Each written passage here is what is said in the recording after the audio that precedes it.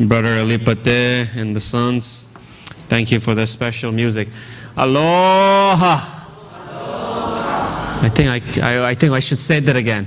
Aloha. Aloha. Happy Sabbath. It is so good to see all of you, those of you who have come out to the church in person this morning. And happy Sabbath to those of you joining us on YouTube as well. Thank you for joining us online. Well, after closing the church for almost 2 months, it is good to be back in the house of the Lord. So, this morning I want to continue on the series that I've been preaching on the Three Angels Message sermon series. And if you remember, in the last installment of this series, I preach on the everlasting gospel, right? That's what the Revelation chapter 14, verse 6 and 7 states. So let me read this verse once again, and we'll get right into the word. Right? Revelation 14, verse 6 and 7. Then I saw another angel flying in the midst of heaven, having the everlasting gospel to preach to those who dwell on the earth, to every nation, tribe, tongue, and people, saying with a loud voice, fear God and give glory to Him, for the hour of His judgment has come, and worship Him who made heaven and earth and the sea and springs of water. So for this morning, I want to focus on the word fear God. What does it mean to fear God? That's what we'll be studying together, all right? I want to read to you a radio script from October 30, 1938. I came across this interesting story this week. This is a radio script from Columbia Broadcasting System. And this is how the announcer began the radio broadcast on October 30, 1938. I don't know if any one of us were born at that time yet. The announcer began.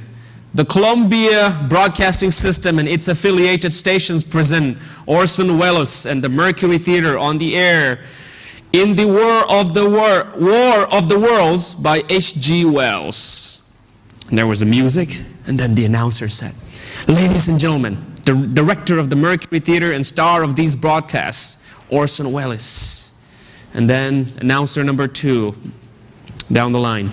Ladies and gentlemen, here is the latest bulletin from the Intercontinental Radio News, Toronto, Canada. Professor Morris of McGill University reports observing a total of 3 explosions on the planet Mars between the hours of 7:45 p.m. and 9:20 p.m.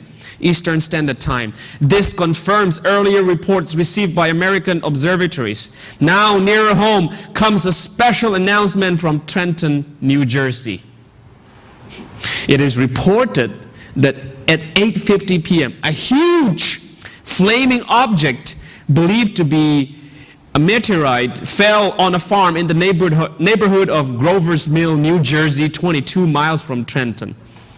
The flash in the sky was visible within a radius of several hundred miles. And the noise of the impact was heard as far north as Elizabeth.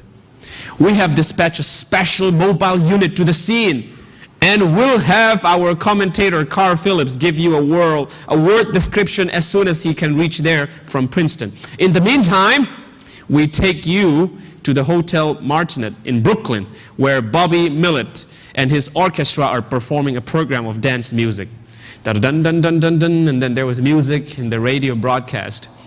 Now, if you paid attention to the beginning of that broadcast, the announcer announced that it was a theater, a play, a reenactment through the radio of a novel written by H.G. Wells with the title War of the Worlds. But down the road, for people who were tuning in to listen to the radio that evening, they didn't know, they forgot the part that it was a novel, it was a fiction. They thought it was real, so they were listening. What is that big object that fell from the sky in New Jersey? What could that be? Well, the announcer continued. We take you now to Grover's Mill, New Jersey. There were crowd noises and police sirens. And then a gentleman named Phillips He announced, "Ladies and gentlemen, this is Carl Phillips again at the Wilmot Farm, Grover's Mill, New Jersey. Professor Pearson and myself made the 11 miles from Princeton in 10 minutes. Well, I hardly know where to begin to paint for you a word picture of the strange scene before my eyes, like something out of a modern Arabian Nights. Well, I just got here. I haven't had the chance to look around yet. I guess that's it. Yes, I guess that's the thing. Directly in front of me, half buried in a vast pit, must have struck with a terrific force. The ground is covered with splinters of a tree it must have struck on its way down. What I can see of the object itself doesn't look very much like a meteor. At least not something that I've seen before. It looks more like a huge cylinder.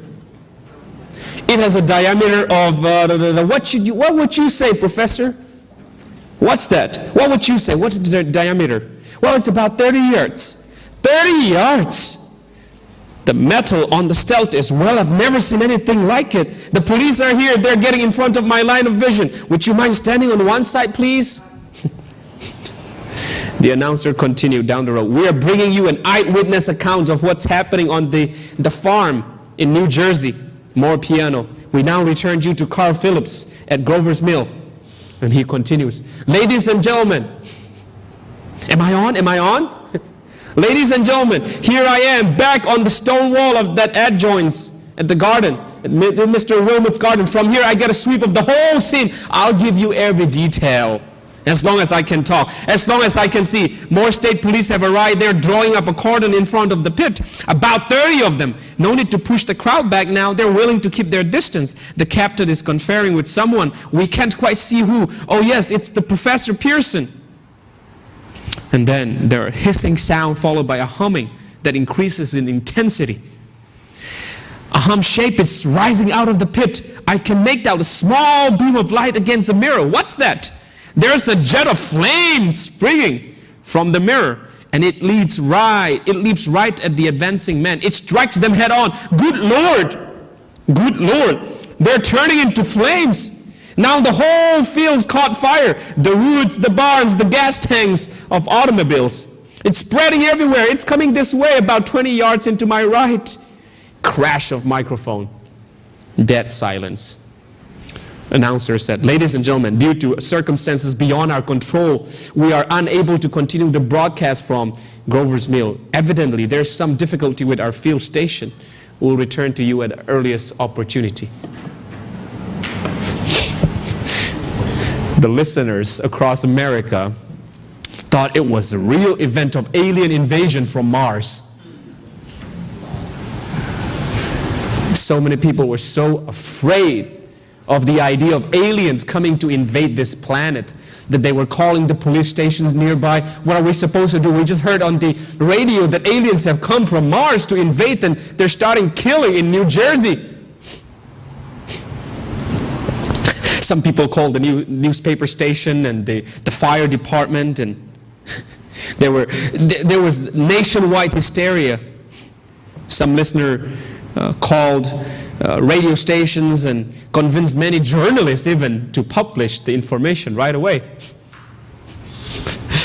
Oh well, the next morning they just learned that it was just a story. It was just a novel.